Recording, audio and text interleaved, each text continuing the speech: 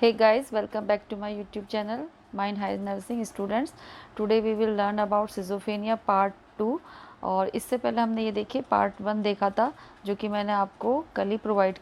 किया था। तो इसमें हमने एपिडेमियोलॉजी और इसका इंट्रो इसको मैंने एक्सप्लेन कर दिया था आपको। इसमें मैंने कॉजेज़ और इसकी कुछ थ्योरीज़ आपको बता दी थी। थ्योरीज़ के अंदर की सब हेडिंग्स भी हमने देख ली थी। तो अभी हम देखेंगे टाइप्स ऑफ सिजोफेनिया। और अगर आपको इसी टाइप से नोट्स चाहिए जिससे कि आप नोट्स बना पाएँ और आपको मतलब आप अपने पेपर में उसके बारे में लिख पाएँ, तो आप इसको ज़रूर से सब्सक्राइब कर लीजिए। और सब्सक्राइब के बगल में जो बेल आइकन है उसे भी प्रेस कर दीजिए, ताकि जब भी कोई नया वीडियो इसमें अपलोड हो तो उसका नोटिफिकेशन आपको अपने आप ही मिल पाएगा और उससे आप अपना बेनिफिट ले पाएंगे। अगर आपके काम की होगी तो आप देख लीजिएगा और उससे उस कंटेंट को अपने बुक में नोटबुक में बना लीजिएगा। अगर नहीं होगी काम की आपकी तो आप उसको स्किप भी कर सकते हैं। तो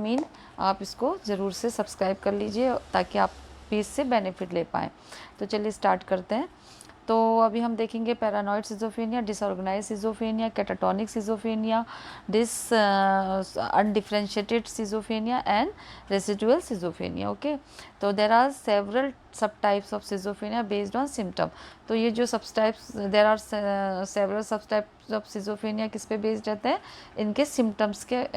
पे बेस्ड रहते हैं। तो जिस तरीके का सिम्टम होगा हम उसको उसी कैटेगरी में रखते हैं। तो सबसे पहले हम देखेंगे पैरानॉइड सिजोफेनिया। तो पैरानॉइड सिजोफेनिया क्या होता है कि जो people with this type are preoccupied with false beliefs, यानी कि आप देख रहे होंगे फॉल्स बिलीव मतलब डिल्यूजन होता है। इसमें कहने का मतलब है कि इस टाइप के जो पीपल होते हैं, जो सिजोफेनिया, इस टाइप के जो सिजोफेनिया के जो पीपल होते हैं, वो किसी के भी द्वारा जो होता है उनको क्या रहता है कि परसिक्यूटेड रहते हैं, मतलब परसिक्यूटेड या पनिश किए जाने का उनको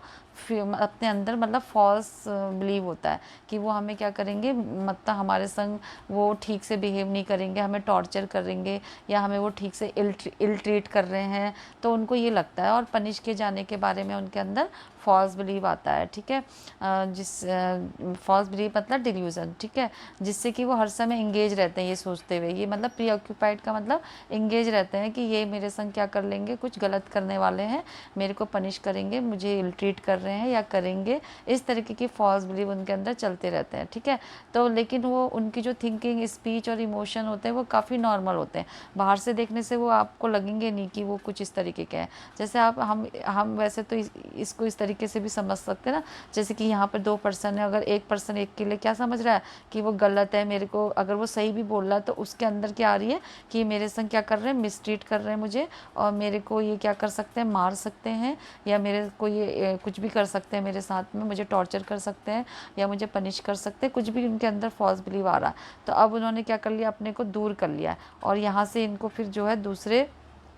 और इन्होंने क्या करा, अपने को दूसरे के संग एडजस्ट कर लिया। तो ये यहाँ पर क्या हो गए, अपने को सेपरेट कर लिया। तो इस तरीके से भी आप इसको समझ सकते हैं कि हर समय वो दूसरों के लिए जो भी वो उनके फ्रेंड सर्कल में होंगे, अगर वो सही भी बोलेंगे तो उन्हें गलत लगेगा। देन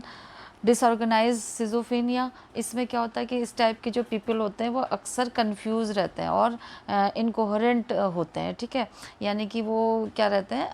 मतलब वो अनेबल होते हैं टू एक्सप्रेस हर और हिज फीलिंग, है ना, और वो कंफ्यूज, हर समय कंफ्यूज रहेंगे। ठीक है, और स्पीच में भी उनका जम्बल्स मतलब करते रहते हैं, मतलब कि गड़बड़ियाँ होती रहती है उनकी स्पीच में भी, मतलब ठीक से क्लियरली वो समझ में नहीं आएगा। ठीक है, एंड देयर आउटवर्ड, जो उनका जो ये आउटवर्ड बिहेवियर होता है, may be emotional less and flat. वो कैसा रहता है, इमोशनल लेस रहता है, कोई भी इमोशन नहीं होते उनके बिहेवियर में, फ्लैट रहता है और इनअप्रोप्रिएट रहता है। मतलब फ्लैट मतलब हो गया सपाट टाइप का, कोई भी फीलिंग नहीं है। ठीक है, और कैसा रहता है, इमोशनल लेस मतलब भावनाहीन, कोई भावना नहीं है, किसी की डेथ हो रही है लेकिन उन्हें कोई मतलब ही नहीं है, कोई ना उनके अंदर फीलिंग आ रही है दुखी की, दुख का ना कुछ इस तरीके का, कहीं खुशी हो रही है तो उनके फेस में कोई मुस्कुराहट नहीं है, स्माइल नहीं है, वो एकदम फ्लैट सा फेस बना के रखे हुए हैं। तो इस तरीके का उनके पास क्या रहता है, और इनअप्रोप्रिएट रहता है। इनअप्रोप्रिएट बिहेवियर का मतलब हो गया कि जो अनुपयुक्त होता है, यानी कि मतलब क्या कह सकते हैं उसको, जैसे कि सिली, यहाँ पे लिखा ना सिली और चाइल्ड लाइक बिहेवियर होगा, सिली एंड चाइल्ड लाइक उनका वो रहता है बिहेवियर, यानी कि मूर्खतापूर्वक बोल सकते हैं या बच्चे की तरह, किसी छोटे बच्चे की तरह उनका बिहेवियर ये रहता है उनका। ठीक है, और क्या होगा इसमें, इसी को हम कंटिन्यू देखें तो often they have disorganise behaviour, ठीक है, उनका मतलब इस प्रकार के जो ये वाले मतलब इनमें क्या रहता है कि कभी कभी उनमें ये रहता है कि उनका जो बिहेवियर होता है वो डिसऑर्गेनाइज बिहेवियर होगा, ठीक है, उनका जो बिहेवियर होता है ये डिसऑर्गेनाइज मतलब होता है इनअप्रोप्रिएट बिहेवियर होता है उनका, ठीक है, मतलब कि असंगठित जिसे हिंदी में बोलेंगे, मीन वो कंफ्यूज रहते हैं, जिससे कि वो क्या करते हैं, जो भी उनकी डेली एक्टिविटीज़ होती है वो क्या करती है उस पर इफेक्ट डालती है, यानी कि उनका जो शावरिंग होता है, ये जो छोटे छोटे काम होते हैं वो भी उनको ठीक से नहीं कर पाएंगे, ना नहाना ना धोना, एंड प्रिपेयरिंग मील, जो प्रिपेयरिंग मील है मतलब अपने लिए खुद के लिए खाना नहीं बना पाएंगे। तो ये सारे जो एक्टिविटीज़ होती है उनकी डेली लाइफ की, वो क्या हो जाती है उससे क्या हो जाती है, वो अफेक्टेड होती है, ठीक है। तो ये वाले इसमें ये वाली प्रॉब्लम आती है कि वो अपनी उनकी नॉर्मल एक्टिविटीज़ को भी वो ठीक से नहीं कर पाते हैं। उसके बाद हम देखेंगे कैटाटोनिक सिजोफेनिया। तो कैटाटोनिक सिजोफेनिया में क्या होता है कि इस प्रकार के जो सिजोफेनिया में सबसे ज़्यादा जो होता है वो फिजिकल सिम्टम होता है, ठीक है, ये देख लीजिए आप, इसमें क्या रहेगा कि फिजिकली वो ज़्यादा इसमें देखने को मिलेगा, ठीक है। The most striking symptoms of this type are physical, okay, मतलब कि इस टाइप के जो सिजोफेनिया में सबसे ज़्यादा फिजिकल सिम्टम होते हैं। इस टाइप के जो सिजोफेनिया वाले जो लोग होते हैं वो जनरली अपने आसपास के जो सराउंडिंग होती है, यानी कि जो जिसमें वो रह रहे होते हैं उसके लिए वो क्या रहते हैं, इमोबलाइज रहते हैं, यानी कि वो इमोबलाइज और अनरिस्पॉन्सिव हो जाते हैं कभी कभी, कि मतलब ना तो वो हिलेंगे ना तो वो डुलेंगे, और कोई चाहे बारिश आए चाहे गर्मी हो चाहे धूप हो उनको कोई रिस्पांस नहीं मिलता, उससे कोई उनको असर नहीं हो रहा होता, ठीक है। वो एक मतलब वो अपने को एक जड़ टाइप का कर देता है, यानी कि इसमें वो बिल्कुल उससे वो रहते हैं, बिल्कुल पीपल कैटाटोनिक सिजोफ्रेनिया कैसे रहते हैं, इमोबलाइज एंड अनरिस्पॉन्सिव, यही बताया गया है। और क्या बोला गया है कि मतलब they often become very rigid and stiff, मतलब कि एक तरीके से वो क्या हो जाते हैं, रिजिड हो जाते हैं और स्टिफ हो जाते हैं, यानी और मूव करने के लिए वो अनविलिंग होते हैं, कहने का मतलब, ठीक है, यानी कि हिलने डुलने को भी वो तैयार नहीं रहते हैं। जहाँ पे वो खड़े हो गए, किसी भी पोस्चर में खड़े हो गए वहीं पे खड़े रहेंगे, और कितनी भी धूप आ रही हो बारिश हो रही हो अगर, और वो उसमें खड़े हैं, एक पैर पे खड़े हैं, या अपने को अकड़ा के जकड़ा के अगर आप उनको बोलेंगे कि चलिए अंदर चलिए, या आप उनको आपको परेशानी होगी उन्हें देख के कि इन्हें दर्द हो रहा होगा या इन्हें गर्मी लग रही होगी या इन्हें ठंड लग जाएगी, लेकिन वो हिलने को तैयार नहीं रहते अपनी जगह से, ठीक है ना। तो ये जैसे आप देख पा रहे होंगे, ये एक पैर पे एक हाथ पे खड़े रहेंगे, मतलब अकड़ा के, ये देख लीजिए आप, ये खड़े हैं इस तरीके से, ये देख लीजिए आप, रिजिड होता है इनका बिहेवियर, रिजिडिटी होती है, स्टूपर होते हैं, और ये देखिए आप, ये अकड़ के खड़े हैं, इनका उल्टा हाथ चल रहा, मतलब जैसे सीधे होने चाहिए, नॉर्मल बिहेवियर नहीं रहता कहने का मतलब, ठीक है। ये देखिए, ये किसी भी तरीके का पोस्चर मेंटेन कर लेंगे, ठीक है, और उसी तरीके, ये देखिए आप, ये चाहे बारिश आ रही हो, इनका एक बस इसी तरीके से खड़े रहेंगे, अपने को क्या करते हैं, शरीर को क्या करते हैं, बहुत ज़्यादा दुखी, मतलब एक तरीके से परेशानी होती है, हमें देख के उनको परेशानी है, उनको भी होती है, लेकिन वो उसको फील नहीं कर पाते उस प्रॉब्लम को। और क्या होता है कि कभी कभी इन लोगों की जो इनके जो ये मतलब अजीबोगरीब जो हरकतें होती हैं, यानी कि जो इनकी प्यूकुलरीज जो मूवमेंट होते हैं, प्यूकुलर मूवमेंट जो होते हैं ना, ये वाला, ये प्यूकुलर मूवमेंट्स का मतलब होता है कि जो अजीब अजीब हरकतें होती हैं, लाइक ये जो होती हैं ग्रेमिसिंग और अज्यूम बाइजेर पोस्चर, मीन इसका जो कहने का मतलब क्या है कि कभी कभी इनकी जो अजीबोगरीब जो होती है इनके अंदर हरकतें होती हैं, अजीब अजीब सी हरकतें होती हैं, जैसे कि ग्राइमिसिंग का मतलब हो गया कि ट्विस्टिंग ऑफ जो फेस्ड होता है, फीचर्स होते हैं इन अनप्लेजेंट एक्सप्रेशन, अपने फेस का जो उनका जो फेशियल एक्सप्रेशन होगा उसको टेढ़ा मेढ़ा कर देंगे, मतलब ट्विस्ट कर देंगे, उसको ट्विस्ट करना, ठीक है। और जो होगा उनको क्या होगा कि एक अज्यूम बाइजर का मतलब हो गया कि जो अनयूजुअल जो पॉस्चर होता है, ये जो अनयूजुअल पॉस्चर जैसे मैंने अभी आपको दिखाया था, टेक वन पोजीशन, मतलब कोई भी एक पोजीशन को वो ले लेते हैं और उसको क्या कर लेते हैं, वो जो अनयूजुअली जो पॉस्चर होती है उसको वो बना लेते हैं, ठीक है, ये होता है कहने का मतलब। या फिर वो किसी अनदर पर्सन के द्वारा बोले गए वर्ड को क्या करते हैं, जो भी फ्रेजेस होते हैं, वर्ड्स होते हैं, ये देखिए, they might have repeated word or phrases just spoken by the another person, यानी कि जैसा कोई बोल रहा होता है वो उसी को क्या करते हैं, रिपीट करते हैं, यानी कि अनदर पर्सन के द्वारा बोले गए जो वर्ड और फ्रेजेस होते हैं उनको वो क्या करते हैं, रिपीट करते रहते हैं, ठीक है। और इस टाइप के जो जो सिज़ोफ्रेनिया होता है, इस टाइप के जो कैटाटोनिक सिज़ोफ्रेनिया जो होती है, वो इंक्रीज रिस्क, इनको किसकी रिस्क होता है, malnutrition, exhaustion and self inflicted रहते हैं। मतलब कि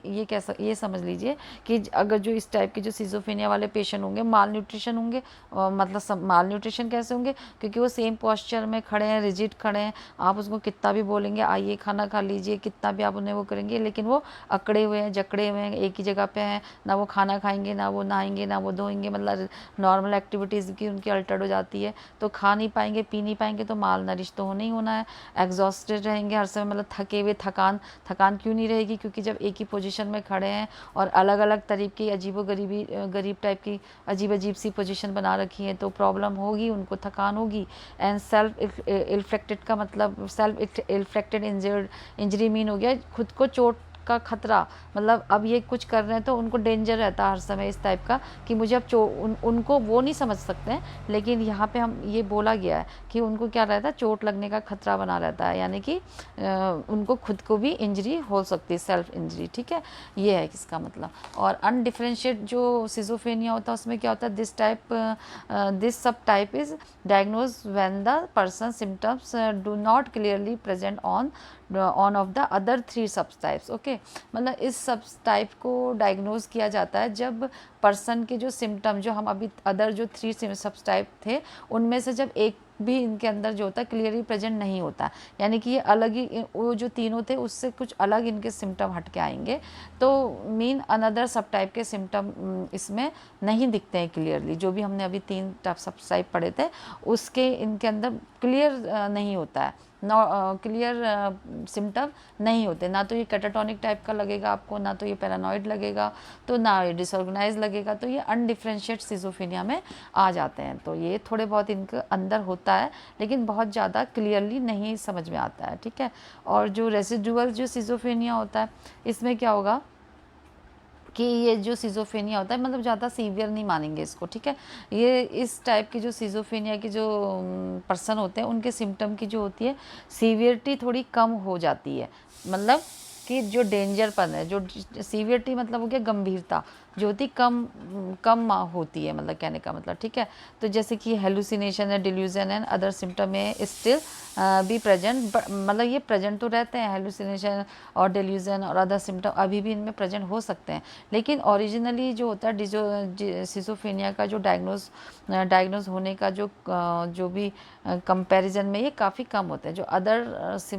जो सिज़ोफ्रेनिया अभी हमने देखे थे वो ज़्यादा डेंजरस थे, ज़्यादा मतलब स्ट्रॉन्ग थे इन कंपैरिजन टू रेसिडुअल। इसमें भी ये सिम्टम होते हैं लेकिन बहुत कम होते हैं, तो ये ज़्यादा उनके कंपैरिजन में तो ज़्यादा सीवियर ये नहीं होता, होने को इसमें भी होता है, डिल्यूजन भी होगा, हेलुसिनेशन भी होता है इसमें भी, पर ज़्यादा डेंजरस नहीं होता है। तो मुझे लगता है कि ये आपको आ गया होगा, शॉर्ट में मैंने एक्सप्लेन किया था और नोट्स प्रोवाइड किए थे, तो आप इसी तरीके से टाइप भी लिख दीजिएगा तो मार्क तो मिलना ही है। तो thank you guys for watching this video and do like, share, comment and subscribe this channel. और इससे थर्ड वाले में मैं इसके मैनेजमेंट आपको बता के उसको थर्ड पार्ट में कंप्लीट कर दूँगी। Okay guys, good bye, take care.